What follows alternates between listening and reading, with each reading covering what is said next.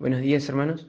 Continuamos con nuestros pensamientos acerca de esta carrera a la que somos llamados a correr cada uno de nosotros, recordando los puntos vistos anteriormente sobre correr conociendo a Dios y conociendo su voluntad, correr con paciencia y el título de hoy, correr con humildad. La humildad es una cualidad poco usual de ver hoy en día. Continuamente vemos cómo todos tratamos de crecer, quizás en el lugar de trabajo, en lo económico o en alguna otra actividad. Y cuando lo logramos, creemos que es solo por nuestros méritos, creyéndonos superiores a los demás e incluso nos creemos autosuficientes. La humildad, en cambio, es algo muy distinto.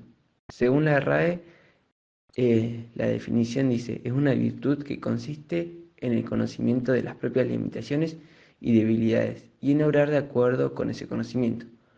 Otra definición es sumisión y rendimiento. En la Biblia también encontramos esta palabra muchas veces y su significado original del griego es tapeinos, que significa ser pequeño.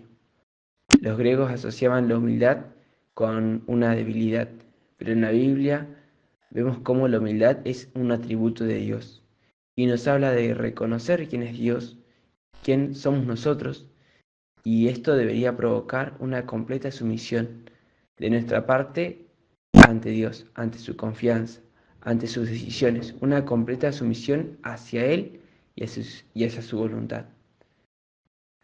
Si vamos allí en Filipenses 2:3 al 11 nos dice, nada hagáis por contienda o por vanagloria, antes bien con humildad, estimando cada uno a los demás como superiores a él mismo, no mirando cada uno por lo suyo propio, sino cada cual también por lo de los otros. Haya pues en vosotros este sentir que hubo también en Cristo Jesús, el cual, siendo en forma de Dios, no estimó el ser igual a Dios como cosa a que aferrarse, sino que se despojó a sí mismo, tomando forma de siervo, hecho semejante a los hombres, y estando en la condición de hombre, se humilló a sí mismo, haciéndose obediente hasta la muerte y muerte de cruz, por lo cual Dios también le exaltó hasta lo sumo, y le dio un nombre que sobre todo nombre, para que en el nombre de Jesús se doble toda rodilla de los que están en los cielos y en la tierra y debajo de la tierra, y toda lengua confiese que Jesucristo es el Señor, para gloria de Dios Padre.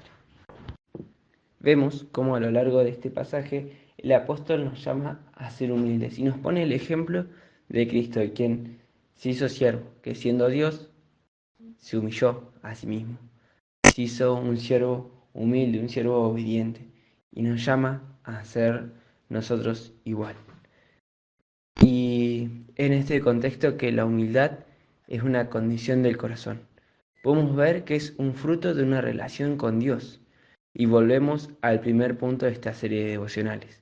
Porque para someter mi voluntad a la de Dios, debo conocerle, debo tener una relación con Él.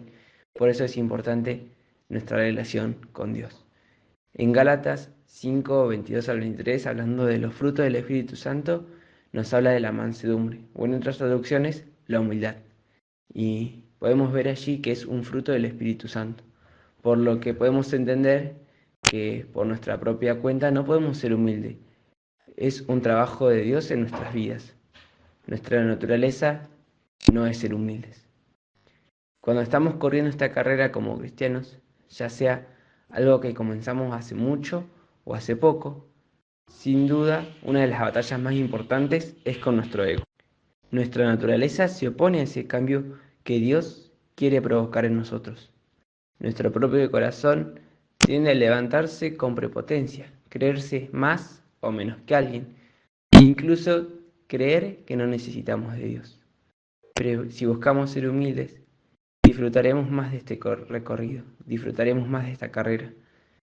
Podremos ver al prójimo como superiores a nosotros mismos. Allí en Filipenses 2:3, lo acabamos de leer, nos dice, nada hagáis por contienda o por vanagloria, antes bien con humildad, estimando a cada uno de los demás como superiores a él mismo. Y verlo así también nos ayuda a ver al prójimo y ayudarlo, como nos dice Filipenses 2:4, no mirando cada uno por lo suyo propio, sino cada cual también por lo de los otros. Debemos ayudarnos a poder llegar hacia la meta, todos y cada uno de nosotros. En nuestra carrera Podemos tener motivaciones egoístas de nuestro propio corazón, pero si sometemos al ego con humildad, estas motivaciones comienzan a cambiar. Esta humildad debe ser de corazón y se manifiesta con actitudes de mansedumbre. Les invito a compartir allí algunos textos.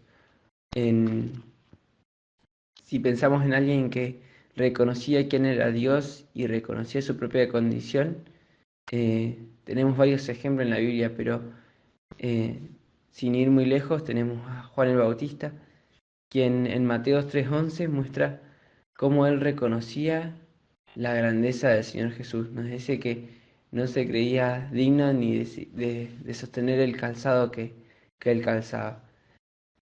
Y incluso cuando el Señor se va a bautizar, él le dice eh, cómo él podría bautizarlo, sino que él necesitaba ser bautizado por el Señor Jesús, por el Espíritu, con el que él decía, con el que él venía a bautizar.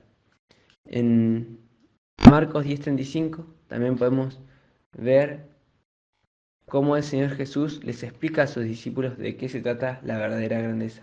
Dice entonces Jacobo y Juan, hijos de Zebedeo, se le acercaron diciendo, Maestro, querríamos que nos haga los que pidiéramos. Él les dijo, ¿qué queréis que os haga? Ellos le dijeron, concédenos que en tu gloria nos sentemos el uno a tu derecha y el otro a tu izquierda. Entonces Jesús le dijo, ¿no sabéis lo que pedís? ¿Podéis beber del vaso que yo bebo o ser bautizados con el bautismo con que yo soy bautizado? Ellos le dijeron, podemos. Jesús les dijo, a la verdad, del vaso que yo bebo, beberéis, y con el bautismo que yo soy bautizado, seréis bautizados. Pero el sentaros a mi derecha y a mi izquierda no es mío darlo, sino a aquellos para quienes está preparado. Cuando lo oyeron los 10, comenzaron a enojarse contra Jacobo y contra Juan. Mas Jesús, llamándolos, les dijo, ¿sabéis que los tenidos por gobernantes de las naciones se enseñorean de ellas y sus grandes ejercen sobre ellas potestad? Pero no será así entre vosotros, sino que el que quiere hacerse grande entre vosotros será vuestro servidor, y el que de vosotros quiera ser el primero será siervo de todos, porque el Hijo del Hombre no vino para ser servido, sino para servir y para dar su vida en rescate por muchos.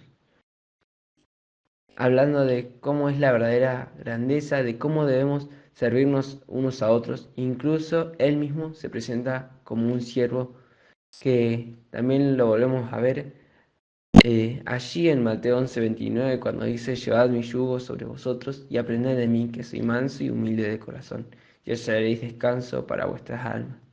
Él mismo se pone de ejemplo. Más adelante le lava los pies a sus discípulos, acto que solían hacer los siervos de la casa, y podemos ver cómo el Señor Jesús se mostró como el verdadero siervo, como un siervo humilde, como debemos ser nosotros. También cómo debemos estimar a los demás, cómo debemos estimarnos entre nosotros, como hijos que corren también una misma carrera, ayudarnos entre nosotros. Por último, les dejo una promesa que encontramos allí en Proverbios 22:4 que nos dice, riquezas, honra y vida son la remuneración de la humildad y del temor de Jehová. Espero que sea de bendición, hermanos, para cada uno de ustedes.